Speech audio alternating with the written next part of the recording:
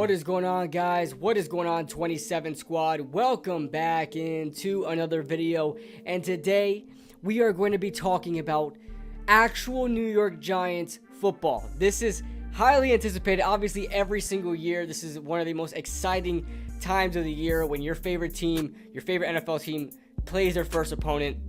And this time, we face up against the Denver Broncos. Now, I've said this before on the Young Guns podcast when we kind of previewed this game. I said this before, but I honestly love this matchup for the New York Giants. At first, I didn't like it because obviously I wanted Philadelphia. I wanted Washington. I wanted Dallas. I wanted one of those teams, one of our rivals, to play in week one, right? But looking more at this matchup with the Denver Broncos, I like it more and more because these two teams are so similar. So let's go into a little bit of the New York Giants, in case there's any Broncos fans watching this. So the Giants are going into the fourth season as Dave Gettleman as the GM. This is kind of a make or break here for the GM. So obviously we're getting all the pieces together to try to win more games and kind of branch out of this rebuilding period that the Giants have been doing since 2019. And so now they're trying to start, they want to start winning games now. They're trying to see what they have in Daniel Jones. They got weapons around them like Kenny Golladay, Kadarius Toney, and keeping around weapons like Darius Slayton, Evan Ingram, and Sterling Shepard. And so they're trying to revamp that offense. Obviously the only pretty much point or the position that was not really touched upon was the offensive line. The defense is top 10 in this league, and it may be even better with the new additions onto the team, like Azeez Ojulari, like Adoree Jackson. And so this team is definitely on their way up. The Denver Broncos, very similar. These two teams are similar. They have a young offensive line. Their offensive line is probably better than the New York Giants right now, but it's a very young offensive line, not very established in this league yet, like Lloyd Cushenberry, like Dalton Reisner, who's been pretty decent. Garrett Bowles had a really good season last year, but he has to remain consistent, right? I think they have some veterans on that right side as well, Calvin Anderson and Graham Glasgow as well from the Detroit Lions. So they have decent pieces there. Their defense is, again, just like the Giants, their strong point. They got some nice edge rushers over there like Bradley Chubb, like Von Miller. They have a very strong secondary similar to the New York Giants. Like I said, just very similar teams. So let's get on to the injury report for the New York Giants side. As of right now, pretty much everyone is going to play. We have some guys that are questionable. Saquon Barkley and Adoree Jackson are listed as questionable. Adoree Jackson with the ankle injury that he suffered in the preseason game, and Saquon Barkley, we don't even need to get in his mind. We know Saquon Barkley is questionable, but it looks like he's going to be playing. It looks like there was only one hurdle that he needed to cross. I don't know if they really speculated or kind of got an answer on what that hurdle was, but Evan Ingram is going to be out this game. This is going to be the only guy we for sure know is going to be out in this game. Evan Ingram with that calf injury that he suffered in the final preseason game as well. He is out. He did not practice for any of the practice days. Kenny Golladay is good to go. Adoree Jackson should be good to go, questionable. Josh Jackson is fine. Kyle Rudolph is fine. Danny Shelton is fine. Caden Smith, Andrew Thomas, and Kadarius Toney. So it looks like we're going to be getting a full New York Giants team, as healthy as we can be, just without Evan Ingram, seeing what we have in Kyle Rudolph and Caden Smith. But man, I'm so excited the New York Giants are actually going into a season healthy. I mean, I know Evan Ingram should be a bit, I know people have our reserve thoughts about Evan Ingram, but still. We move on to the Denver Broncos. They are relatively healthy, besides the fact Bradley Chubb is on the ankle injury report with an ankle injury, but he's dealing with other stuff as well. So we don't know what the hell is going on with Bradley Chubb right now. But it seems like the Denver Broncos are going to have a fairly good roster as well as far as injury goes. So it looks like we should be playing, both teams should be playing to their full potential minus 1 or 2 players.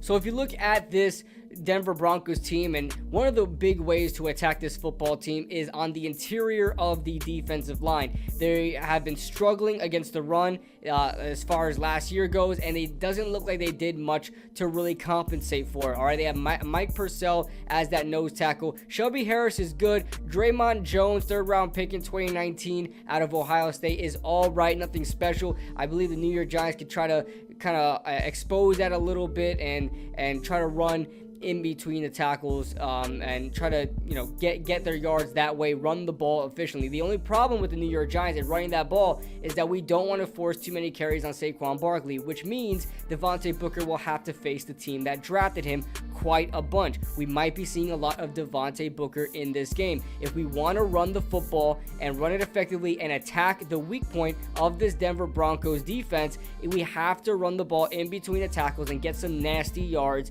and we might have to use Devontae Booker and maybe even Gary Brightwell to do that. I'm okay with that. Saquon Barkley, if he only gets 15 touches in this game, I don't really care too much about it. I don't want to risk his, Saquon Barkley's season, our star running back season, on getting desperate to win a week 1 game. Okay, I want to see what we can get with the guys that we have, and then we'll think about using Saquon Barkley in an extent of what we intended to use him.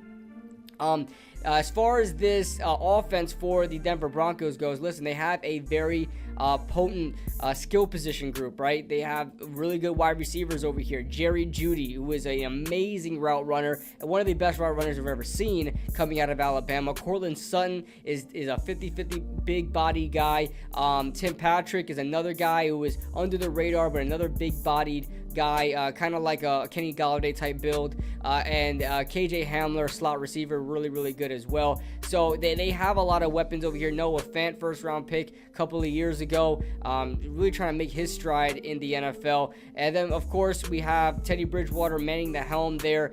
Drew Lock is not starting. He is not the starting quarterback. That is just really demoralizing for the second round quarterback. And we look at these running backs. Melvin Gordon, I loved Melvin Gordon with the Chargers. I think he's a bit past his prime now. Javonte Williams is a guy I really like for the Broncos coming out of North Carolina. A really tough runner, a guy that definitely is a bruising back with speed and can run in between the tackles and really be a nuisance for you as far as chunk yardage goes. He's a guy that's going to chip away at you, if he needs to get those tough 3 or 4 yards each down. That's something the Giants really need to focus on. But that being said, let's kind of go through the position groups of who got the edge. And like I said, it's going to be really hard to determine because both these teams are very similar. So let's try our best to really give a position sort of breakdown here. All right, so quarterback position, Teddy Bridgewater versus Daniel Jones. I'll be honest with you. Although it's hard for me to say, I have to give it to Teddy Bridgewater just because Teddy Bridgewater is more experienced, he's more seasoned, has had more success in the NFL. I believe Daniel Jones' ceiling is higher, but that's not what we're measuring right now. We're measuring just pure play right now, where they're at right now in their careers and going into this game. I have to take Teddy Bridgewater at the quarterback position. The running back positions, Melvin Gordon and Javonte Williams, Nate McCrary. I have to give the edge to the New York Giants. Saquon Barkley, although he's a little beat up, if he comes back healthy, he's way better than Melvin Gordon is. And Javonte Williams could be better than Devontae Booker, but I think the duo with Saquon and Devontae is going to be better than the duo of Melvin Gordon and Javonte Williams. So I'm going to give the edge to the Giants. We then move on to the wide receiver position. And man, although I love Jerry Jeudy, Courtland Sutton, I feel like the Giants are really loaded at wide receiver this season. It's going to be hard for me in these position groups every week to really give an edge to another team besides the Giants in the wide receiving group. There's too much talent on our group from the front all the way to the back end.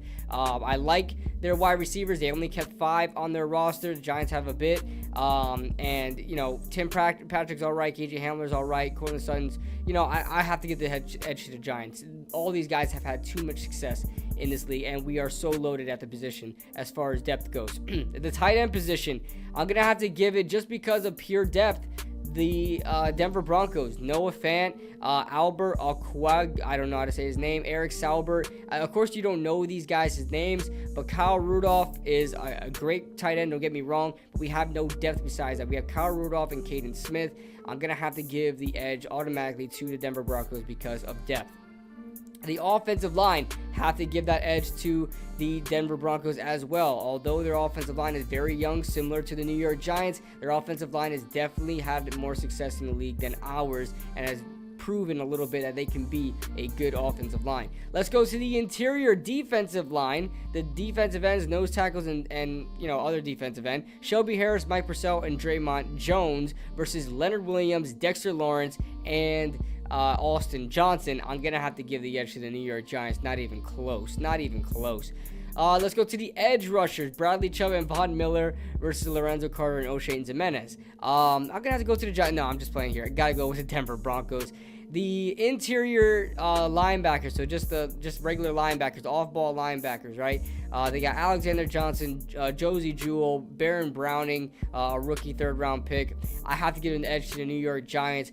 Blake Martinez alone is better than any of these guys here. And Tay Crowder, Reggie Ragland. We have so much good depth at that off-ball linebacker spot. You have to love it. You absolutely have to love it. All right, so this is where it's going to get a little bit controversial, okay? I know, I get it. I know our secondary is extremely strong. I love our secondary, okay? Don't get me wrong. But when we come to the cornerback position, all right, I have to take the Denver Broncos when it comes to the cornerback position, okay? They have probably like 3 potential number one cornerbacks that could be a number one on a team. Okay, we have 2, James Bradbury and Adoree Jackson. I like Darnay Holmes. I like, Aaron Robinson's not even playing in this game. Rodarius Williams I like as a sleeper, but we look at the Denver Broncos. They are stacked at cornerback, okay? Ronald Darby is manning the right cornerback spot. Kyle Fuller, left cornerback spot. They drafted Patrick Surtain, who is a backup, and he could start for the damn team. Bryce Callahan was one of the best slot corners in football last year, okay? This cornerback spot is ridiculous for the Denver Broncos. It's going to be hard for the Giants to get any success there with their wide receivers. The wide receivers have a big task ahead of them going into this game. And then the safety spots, Justin Simmons is one of the best in the game. Kareem Jackson is a seasoned veteran, but just because of the depth the New York Giants have and the rotation the New York Giants have with, obviously the starters Logan Ryan and Jabril Peppers mixed in with Xavier McKinney and Julian Love, I have to give the edge to the New York Giants, although it is very hard for me to do that because I love Justin Simmons, and Justin Simmons is one of the best, if not the best safety in the league, but I don't think the depth is there and the rotation is there for the Denver Broncos. So that being said, that is my, position breakdown for the New York Giants. Edge, who is at the disadvantage. So my final thoughts about this game, putting everything together, I think the New York Giants have a very tough task ahead of them. They're going to be looking in the mirror in this game. These two teams are extremely similar. I cannot stress it enough. Pat Shurmur is going to be facing off against the quarterback he wanted and he loved so much and he vouched for the New York Giants to bring in. He's going to be using his own quarterback and Teddy Bridgewater. Very interested to see how that reunion is going to match up. Devontae Booker, I hope, is going to be running hard for the team against the team that drafted him. And trying to look at any other similarities in this game coming up, but. Daniel Jones definitely has a big task ahead of him. I'm very concerned about the offensive line. Andrew Thomas and Nate Solder manning up on that offensive line. We don't know if Ben Bredesen is going to be starting in place of Shane Lemieux or if Shane Lemieux is going to be playing. I don't know what's going to happen with that. We look at the injury report, and I don't see Shane Lemieux on the injury report, so I don't know if they IR'd him or he's just completely healthy. It doesn't look like he's on the IR at all or any of the injury reports, so maybe I'm missing something, but I guess Shane Lemieux is going to play, who knows. But that being said, guys, I think the score is going to be 17-13 New York Giants. It's at home. I have to give it to the New York Giants here. These two teams are so very similar. I think it's going to be a low-scoring game. Both defenses are very strong, and both offenses, although they have potential, are not very good. So that being said, guys, that is my preview. Let me know your thoughts in the comment section below. Leave a like if you guys enjoyed. Subscribe if you guys are new, and I'll see you guys in the next video. Woo!